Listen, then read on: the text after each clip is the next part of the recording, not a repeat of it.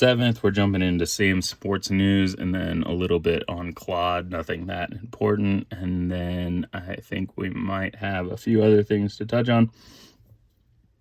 Same sports news, Derby winner Golden Tempo wins the Belmont. Knights go up 4-0 in game, I think it's game 3. Canes tied it at 4-4 and Vegas won in overtime 5-4. I was pretty bummed about this game. I turned it off. It was 4-0 in the third period, like with 18 minutes left. And I saw a couple plays. I watched for maybe 2 minutes and I was like, this one's over.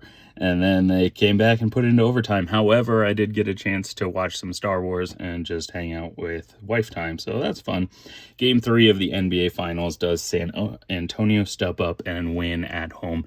And I think it's a good question. I think they do. I think that this...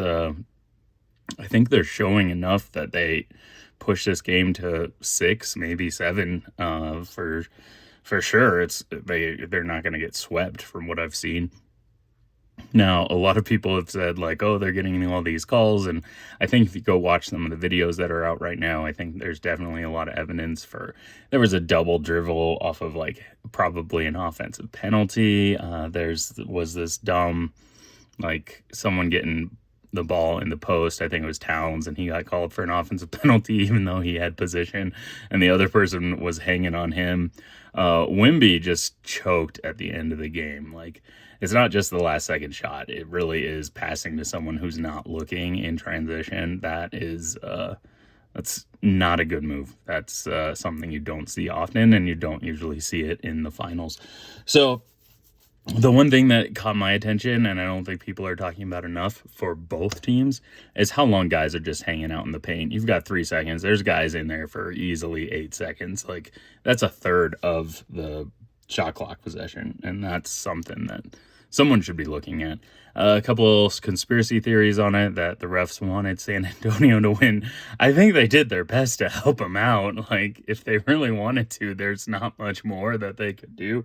I think it's just officiating, and I think it's one of the officiators for some D1 basketball. I was asking one time, and he said it's all subjective. Like, you do what you can. You try to do the best you can. And he said the hardest calls are the ones where you say, how did he get here? How are they so athletic? It's really difficult when you're a 5'9" guy and you're watching 7-foot people.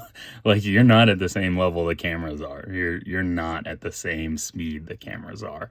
And so, yeah, they're going to get ones wrong. But frankly, like, you look at baseball for 100 years and there's a lot of wrong ones. And I don't think that fouls have gotten increasingly worse in terms of being able to call them. I do think that the NBA gives certain guys a little bit more leeway and more likelihood of getting a foul. I don't know why that is, and I can speculate.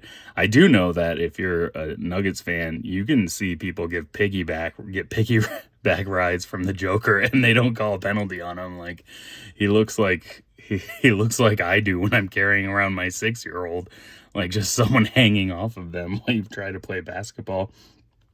AI News, a friend using Claude, made a couple websites, deployed them with GitHub pages. And I think it's interesting to see someone do that who just doesn't really have a lot of development experience historically, and being able to, for the most part, I mean, if you want to deploy to GitHub, you can probably do it in a minute. If you have what you want in mind very specifically for what you want to create, then creating it probably 30 minutes. I think for just the average person who's played around with it a little bit, to make a simple website and post it in 60 minutes isn't getting out of hand. Eventually, pretty soon, we've got to talk more about the Iran war. That one's just, it's nuts. The further you go, the more you just have to say, okay, we give up. Or, like, I think someone put it as, if we're going to war, then we have to go war. And I think both of those things are really bad options. However, that's the position that's been put in. If you haven't seen it, go check out Trump's post. I don't know if it was actually from him. Somehow, there's a post going around that apparently was from him, where he is like shirtless, holding a football helmet and a basketball with some male cheerleaders, and it's an awesome one. His number is 47, which it made me consider, like, did he grow up with a sports jersey number that he liked, or did he just say, I'm the 47th president and this number makes sense? Wear a helmet, don't text and drive.